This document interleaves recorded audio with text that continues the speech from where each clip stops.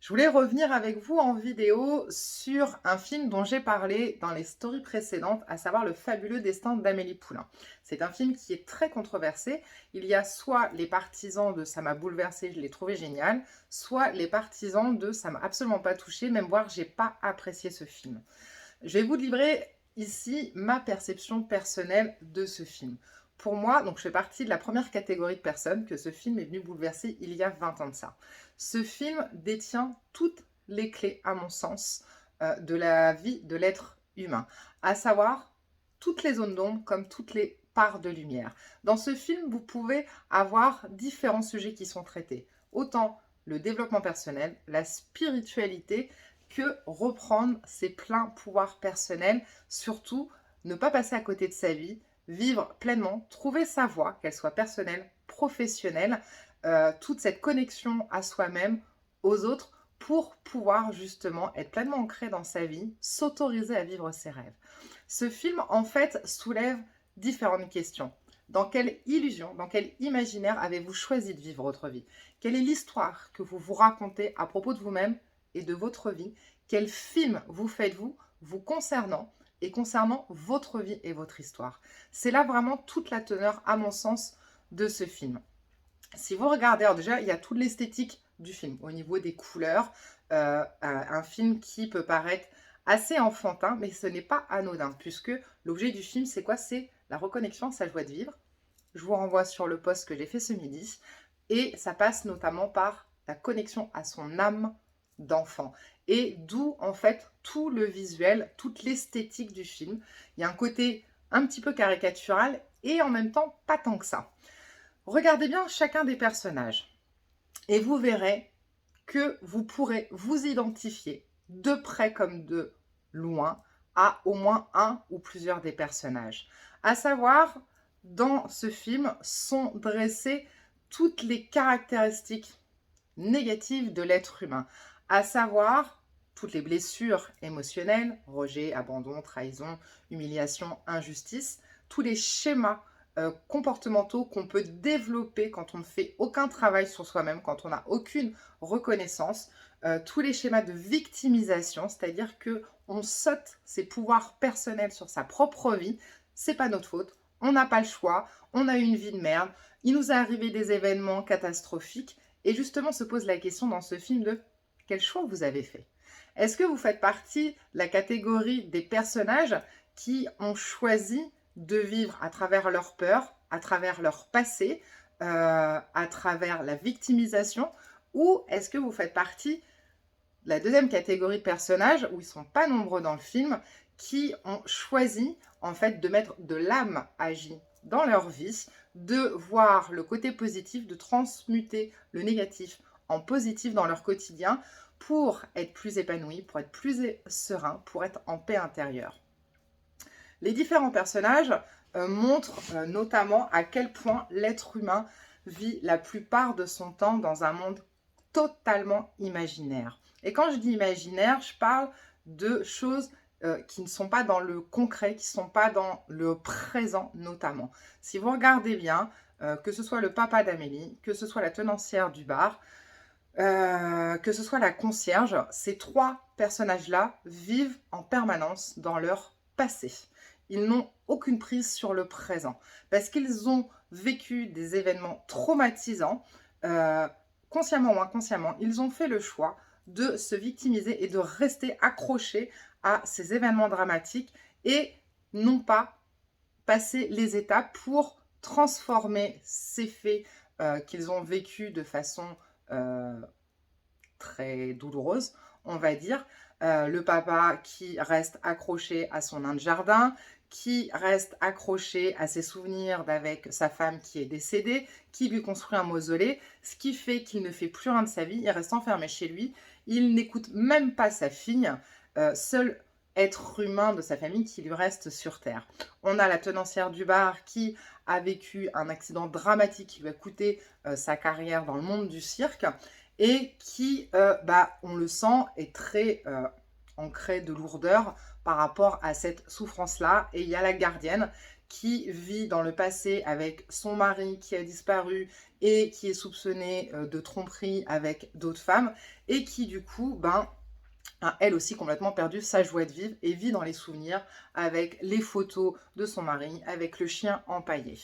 On a une autre catégorie de personnages qui, elles, vivent ancrées dans leur peur et surtout des personnages très symptomatiques, très symboliques, je trouve, de beaucoup de monde sur Terre. Les personnes qui ont un besoin de contrôle.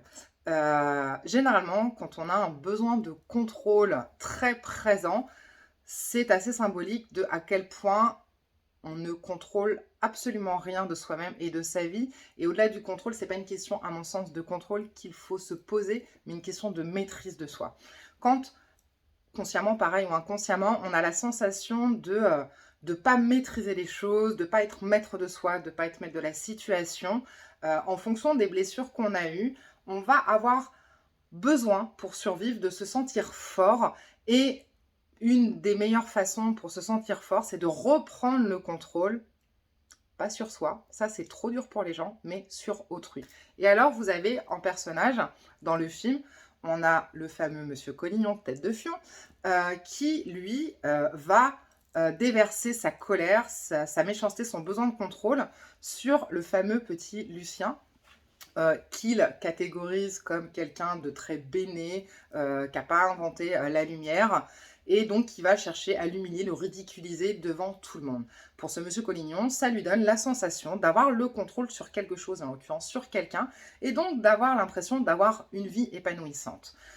Autre personnage qui est dans le contrôle d'autrui pour empêcher d'aller regarder au fond de soi-même et voir dans quelle mesure il a ou pas une maîtrise de lui-même, c'est le fameux mec dans le café avec son dictaphone qui ne supporte pas de se faire larguer par ses gonzesses et donc qui va venir les harceler, les enregistrer au moindre mouvement pour moindre parole pour aller leur démontrer « Ah, vous avez vu, j'avais raison, t'es une mauvaise personne ». Et donc qui va essayer de prendre le contrôle, leur pourrir la vie, plutôt que pareil de se remettre en question et de se dire « Mais comment ça se fait que ces jolies demoiselles me laissent tomber? Qu'est-ce qui ne va pas chez moi ou qu'est-ce que je n'ai pas réglé dans mon attitude pour pouvoir attirer à moi des relations qui soient plus durables, plus saines ?» Donc là, vous avez vraiment déjà des catégories de personnages qui sont assez symptomatiques. Après, on a le personnage avec ce petit syndrome de l'imposteur, représenté par l'écrivain Hippolito dans le film, qui a pas confiance en lui, et pas certain que ce qu'il écrit, les poèmes qu'il écrit, vont pouvoir impacter les gens, qui va pourtant aller toquer aux maisons d'édition, mais se prend une ou deux claques et donc se retrouve avec cette énergie d'écrivain entre guillemets raté, et puis bon, c'est comme ça, c'est le destin, on va rien y faire d'autre. Donc ça nous montre vraiment à quel point on est dans la peur du jugement, on est dans la peur de la maîtrise de soi, de se reconnecter à soi. Et la peur, c'est quoi? C'est de l'imaginaire. Puisque la peur, c'est en référence à des choses qu'on a vécues des années d'avant, dans le passé. Et donc, on n'est pas dans le présent. Et les peurs aussi, on les projette dans le futur. Mais ça reste de l'imaginaire. Quand on vit avec des drames qui nous sont arrivés et qu'on n'arrive pas à s'en libérer, on reste dans l'imaginaire, on s'empêche de vivre, on s'empêche de profiter de la vie, des choses et des gens. Donc vraiment, ce film-là, il est très très marquant. On parle aussi des blessures d'âme, parce que si vous regardez la petite Amélie Poulain et le Nino Quincampoix, qui ont vécu de l'humiliation, du rejet, de l'abandon, et qui du coup, eux aussi, ont développé, ont grandi dans leur imaginaire pour pouvoir fuir cette réalité qui était douloureuse pour eux, d'avoir la sensation de ne pas être aimés à leur juste valeur, de ne pas être appréciés, de ne pas être assez importants. Ils se sont construits un monde. Et l'un et l'autre, pareil, symbolisent, à mon sens, les personnes qui sont dans l'hypersensibilité, avec tout le pouvoir magique que confère l'hypersensibilité, c'est-à-dire la capacité d'empathie, la capacité à aller voir au-delà des apparences, la capacité d'analyse, d'aller observer le moindre détail, qui fait qu'on va aller se nourrir de petites choses, de choses qu'on va comprendre sans avoir besoin de mettre des mots dessus. La capacité à aller se connecter à soi, à ses sensations, les petits plaisirs simples. Avec Amélie Poulain qui vient glisser ses mains dans les, oh, c'est pas les grains de café, je sais plus. Et moi, je trouve ça juste exceptionnel en fait. Ce film, il montre aussi à quel point on ne peut pas en tant qu'être humain vivre de façon complètement solitaire et isolée. On a besoin à la fois de se connecter à soi-même, mais de se connecter aux autres. Ce film parle notamment de chemin de vie, de voie pour être dans l'harmonie avec soi-même, avec notre environnement.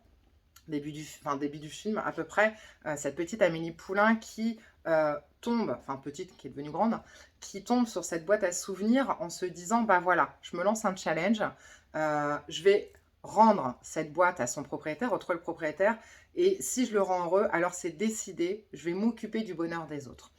Et puis, là, on y voit aussi un petit peu tout ce qui peut être les signes du destin. La magie opère, le monsieur qui retombe sur ses souvenirs, alors qu'il ne sait pas comment c'est arrivé dans cette fameuse cabine téléphonique, c'est le déclic pour lui, c'est le signe de se dire je vais arrêter moi aussi de vivre dans ma colère, dans ma souffrance. Je vais arrêter de ne plus contacter, d'être en communication avec ma fille et mon petit-fils que j'ai jamais vu. Ce signe-là, ça me montre qu'il faut du changement. Et pour Amélie Poulain, ça opère aussi un changement de se dire la magie, j'ai réussi à mettre de la magie dans la vie de cet homme-là, c'est décidé, maintenant je vais aller mettre de la magie dans la vie d'un peu tout le monde. Et effectivement, elle est à l'affût du moindre détail pour aller redonner, reconnecter son entourage, son voisinage à la joie de vivre. Le moment que je trouve le plus merveilleux, c'est quand elle fait traverser cet aveugle et qu'elle lui décrit tout ce qu'il voit, enfin tout ce qu'elle voit, que lui ne voit pas, avec un entrain qui, même en vous parlant, ça me donne des frissons sur les bras, et elle l'amène jusqu'à la station de métro, puisqu'elle sait que à chaque fois, c'est ici qu'il se positionne avec sa boîte à musique. Et là, on voit le monsieur qui est touché par la grâce. Et c'est ça, en fait. La joie de vivre, c'est être dans une émotion qui, comme je l'indique sur mon post de ce matin, qui nous indique qu'on est sur la bonne voie, qu'on est à un moment de notre vie, à un instant, à un endroit où tout est aligné. Et c'est ça, on cherche tous le bonheur, on cherche tous à être heureux. Et ça passe par les sensations. Et les sensations, ça passe quoi? Par le corps. Ça passe par les frissons qu'on a sur le corps, ça passe sur le cœur qui s'emballe, ça passe sur l'envie d'aller se connecter à soi, aux autres. Et donc, cette Amélie Poulain, elle décide de contribuer à un monde meilleur en participant justement à ramener un petit peu de joie de vivre dans chacune des vies. Et là où je trouve ce film très fort, et là où je vous parle de développement personnel et de spiritualité, c'est-à-dire que le fameux, j'ai Doubtfire qui vient en tête, mais c'est pas ça, du Fayel, le vieil homme, homme de verre, qui reste cloîtré chez lui parce qu'il a une maladie des os de verre et qu'il a mis de la mousse partout sur ses objets, qui amène Amélie Poulain à réfléchir en disant ok, en gros, tu t'occupes du bonheur de tout le monde, mais qui c'est qui va s'occuper du tien? Et amène la question oui et non, de tout part de soi. C'est-à-dire que c'est pas en cherchant que à l'extérieur qu'on peut se sentir épanoui, qu'on peut se sentir en harmonie, en paix intérieure. C'est un travail à faire en parallèle entre soi, travailler sur ses peurs, sur ses craintes. Est-ce qu'on a envie de vivre dans cet imaginaire-là? Est-ce que c'est le film que vous avez choisi de vous faire dans votre vie? Ou est-ce que vous avez envie de vivre un autre film, de vivre vos rêves? C'est-à-dire ce fameux pouvoir de la pensée créatrice. C'est-à-dire, j'ai un rêve, j'ai des valeurs, j'ai des ambitions, je le visualise, j'y pense, et quelles sont surtout les actions que je mets en place pour tendre vers ce rêve-là? Ou est-ce que je me laisse bouffer par mes peurs? Est-ce que je me laisse bouffer par les contraintes sociales? Mais les contraintes sociales, est-ce que c'est vous? Est-ce que parce que voilà, vous avez fait des choix de vie qui vous ont amené dans certaines peut-être contraintes aujourd'hui, professionnelles, familiales, bah, ça veut dire quoi? Que vous devez rester toute votre vie dans ce chemin-là? Parce que blessure, attention, le regard des autres, la peur du jugement, la reconnaissance. Et donc du coup, on préfère passer à côté de sa vie et puis sur notre lit de mort, quand on fait un bilan, de se dire « Ah, si je pouvais recommencer à zéro ou si j'avais su, et donc être nourrie de regrets. Ça, c'est effectivement, c'est un choix de vie. La vie est vraiment une série d'options qu'on fait, de choix. Et vous, posez-vous la question, quelles sont les options que vous avez choisi de vivre? Est-ce que vous avez envie de vivre ou de subir et de survivre? Et justement, dans ce film, de dire, c'est pas, on peut avoir des peurs, on peut avoir traversé des épreuves dans sa vie, mais comme moi j'explique régulièrement à ma fille, les faits, c'est les faits. T'as pas le choix des faits, et encore que tu vas rencontrer dans ton quotidien. Par contre, le choix qui t'appartient, c'est combien de temps tu as envie de rester dans la souffrance, dans la tristesse, dans la colère. C'est toi qui as le choix de est-ce que tu restes à te dire la vie elle est pas juste, c'est pas cool, je suis pas contente, je suis en colère, ou est-ce que tu prends ton pouvoir personnel de te dire ok, oui, je suis pas contente, oui, je suis en colère, j'ai le droit, j'accueille, mais maintenant, bah voilà, j'ai pas envie de rester dans cette émotion-là, j'ai envie de transformer en quelque chose de positif, j'ai envie d'en tirer une leçon. Et ça, c'est ce qu'on devrait nous apprendre en tant qu'adultes, parce que la souffrance d'aujourd'hui, elle vient de là en fait. C'est que on ne nous apprend pas à utiliser notre empathie, ne nous apprend pas à être à l'écoute de nous-mêmes. On nous fait croire que se connecter à soi-même, avoir de l'amour de soi, c'est prendre le melon, sauf que absolument pas. C'est une des bases pour pouvoir rayonner ensuite. C'est tant que vous n'êtes pas bien à l'intérieur, au fond, avec vous-même, vous ne pourrez jamais être bien avec votre environnement. Ça va être que des leurres que vous allez avoir de mis en place. Et là où je trouve qu'il y a le côté aussi spirituel, c'est ce côté signe, même si dans le film, il y a beaucoup de stratagèmes de mis en place sur quand on est sur la bonne voie, tout est fluide. Les signes, on vous envoie des signes, l'univers vous envoie des signes pour vous dire vous êtes à votre bonne place. Quand on est dans la joie de vivre, c'est un signe que on est dans la bonne direction. Si vous vivez 80% de votre temps dans le stress, dans vos peurs, dans la souffrance, dans le mal-être, si vous avez des maladies chroniques, parce que ça aussi dans le film il en est question, avec Isabelle Nanty, qui est tellement bouffée par ses peurs, par sa peur de ne pas être aimée, qu'elle en développe des maladies, des douleurs physiques. Elle devient hypocondriaque pour pouvoir attirer l'attention, pour pouvoir attirer l'amour à elle. Et ça fonctionne pas, on voit bien dans le film, ça va un temps, c'est un leurre, et puis après, hop, ça repart en cacahuète. Par contre, quand on fait les bons choix, quand on décide de faire ce qui est le plus juste pour nous sans avoir besoin d'écraser les autres, alors on se connecte d'âme à âme à des gens, que ce soit dans l'environnement personnel, professionnel, amoureux. Et ce film retraduit aussi la magie en fait de l'amour, et l'amour au sens grand du terme, c'est-à-dire l'amour de soi, l'amour des autres, l'amour d'âme sœur, puisque ce petit Nino et cette Amélie Poulain, c'est un peu comme des âmes sœurs qui ont à peu près les mêmes lignes de vie et qui, par le fruit des hasards, des synchronicités, vont se connecter et vont se reconnaître tout de suite. Et c'est s'autoriser, ce film met aussi en avant s'autoriser à croire à la magie, s'autoriser à croire à l'amour, puisqu'on est dans une société au jour d'aujourd'hui où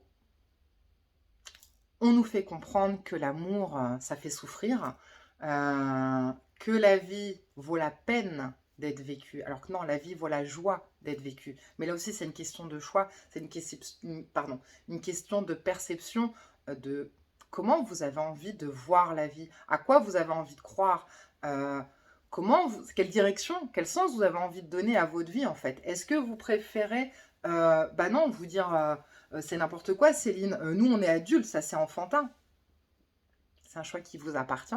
Moi j'ai fait le choix de rester connecté à cette magie. Et de plus en plus, et je remercie ma fille sincèrement de me connecter à ça, de ne pas l'empêcher de vivre les choses, de ressentir. Puisque c'est pareil, on est dans une société où pourtant on parle partout, gestion des émotions. En rien on nous apprend à gérer nos émotions. En rien on nous apprend à accueillir. C'est quoi accueillir les émotions? Et ça, j'en parlerai dans des vidéos prochaines. Comment on accueille une émotion? C'est quoi l'intérêt d'accueillir une émotion? Non, on nous apprend à contrôler. Et je peux vous dire que le contrôle, je maîtrise. Et ça aussi, ça fera l'objet d'autres vidéos parce que, à mon sens, c'est toute la problématique de la société d'aujourd'hui. Si la société d'extérieur va aussi mal entre les crises sanitaires, entre les guerres, c'est parce qu'on s'est complètement déconnecté de cette fameuse joie de vivre qui est notre essence de vie. On s'empêche de croire en soi, on s'empêche de réaliser nos rêves, on s'empêche de changer de chemin de vie. À cause de quoi? À cause de nos peurs, du regard des autres et compagnie. Donc voilà pourquoi j'avais envie de vous parler de ce film qui pour moi résonne encore plus aujourd'hui de façon mais multipliée par 1000. Donc faites-vous le plaisir d'aller revoir ce film avec un autre regard, une autre perception des choses. Et puis vraiment comme je vous disais, regardez, à quel personnage vous correspondez le plus? Est-ce que vous êtes Amélie Poulain? Est-ce que vous êtes Nino Quincampoix? Est-ce que vous êtes Isabelle Nanty? Est-ce que vous êtes l'écrivain raté? Est-ce que, enfin, dans quel imaginaire vivez-vous aujourd'hui? Quel est le film que vous vous racontez aujourd'hui sur votre vie?